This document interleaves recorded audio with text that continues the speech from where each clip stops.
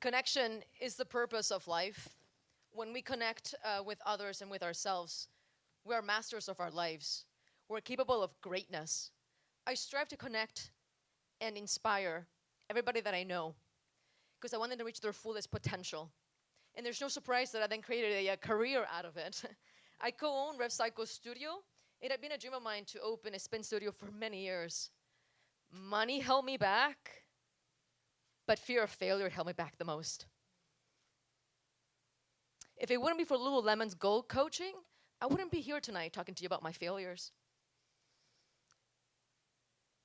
The biggest mistake one can make is not taking the risks. It's keeping ourselves small and ordinary.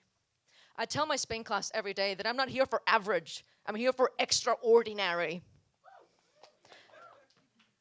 If I would not taken that risk, I wouldn't be living my life powerfully. It's now a legacy of mine to go coach others. And yeah, Tony, is that a fucking lion or what? So the stories are true. I am an intense force. I will cuss you and call you a motherfucker. You're next, number 33. But I will let you permission to fail also in class. But to be honest, I was not always this inspiring and this upbeat person you see in front of you. Have you felt that you no longer wanted to live? My mother felt this way when my dad killed himself. Her desire to exist was lost. There existed no aim, there existed no goals.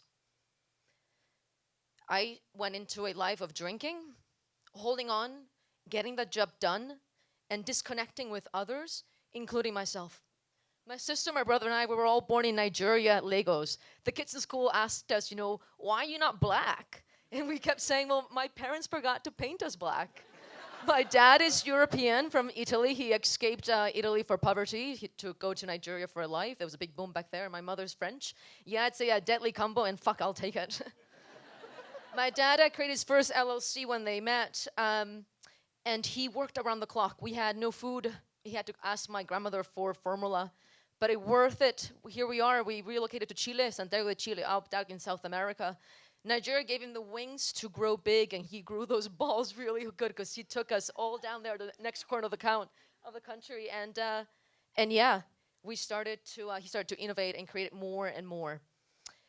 With all those risks, though, my dad is and was a charismatic person, generous, a creator, my hero.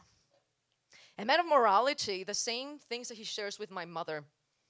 And as a young age, I realized that you take action, you will get the purpose and the results, but you must also go into it full-heartedly. I moved to Fort Collins, Colorado, after my sister, my brother, and they all left down to States, and I just moved after as well. But for the age of 16, before I moved to Fort Collins, there was a few years of big depression from my dad. He would not even get out of bed. We had to force him to eat.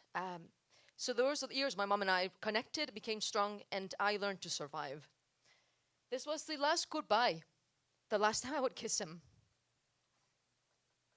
New Year's 1998, in January.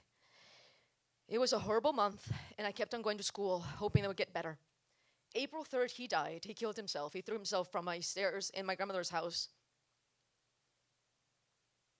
I walked alone in graduation with an empty and hollow heart, a heart that bled. My life was shattered into pieces. I had an internship in Argentina, Patagonia, later that year, so I moved to Baltimore with a boyfriend and one cat and 2 suitcases. And then I moved to Argentina, and that's just what I needed to go. I was working in research back then with the endangered Patagonian Huemul, and I did what I did most. It was just survival mode. Then I returned to the States, back to Baltimore. My partner at that time, my boyfriend, had bought a house in Upper Phelps Point. We moved in. And I got a letter from the U.S. Immigration that I had 90 days to leave the country legally. So we got married. We eloped. Nobody knew about it. Thank you, USA. I took a job with the Smithsonian, But I did what I did best. I was a research world in big ships, and I traveled all over the world from South America to North America, Panama, all the way down to Alaska and down Alaska to all over the place. Anyways, I did what I did best, escape, and I survived and I endured. I kept the job. I got a divorce. I moved to Mount Vernon, and I drank some more. My adventures ended in a in a helicopter shock trauma drive all the way down to Annapolis to Baltimore. 7 days that I stay in shock trauma. I have had 38 staples across my stomach. I didn't know if I could shit for my own hassle. But with that, it taught me that I had nothing left. I was right there, nothing else could I do. And it was that saved me, to realize that out of nothing, I could be everything. So I changed jobs. I started working at the University of Maryland in research. I started teaching from a space of love and not anger. I started teaching also a charity ride class called Endure, into which in my first class I met my husband. And since then, we've been teaching Endure for 11 years. For the first time, I learned to live with resilience and gratitude. Fitness for me has always been my everything. I have run a couple of marathons. I have done charity rides for Century Rides. I have done half Ironmans with my dear friend Peggy. I have done all the fitness, but when I am teaching is when I'm most alive and happy. Opening Rev has been the most proudest moment of my life. I do what I do because I do it with love, and I do it with passion. And to be able to do that as a career is a dream come true. When we fail, but sometimes others fail, we learn them too. We learn from their failures too. Pain is inevitable.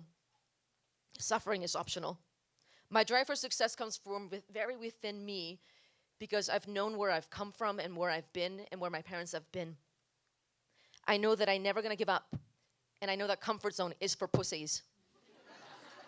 Stand among you today with my heart wide open in full honesty. I ask you that you do the same, that you unleash yourself to the world. Believe in yourself, be your own hero, and fail with integrity, because all you've got is right now.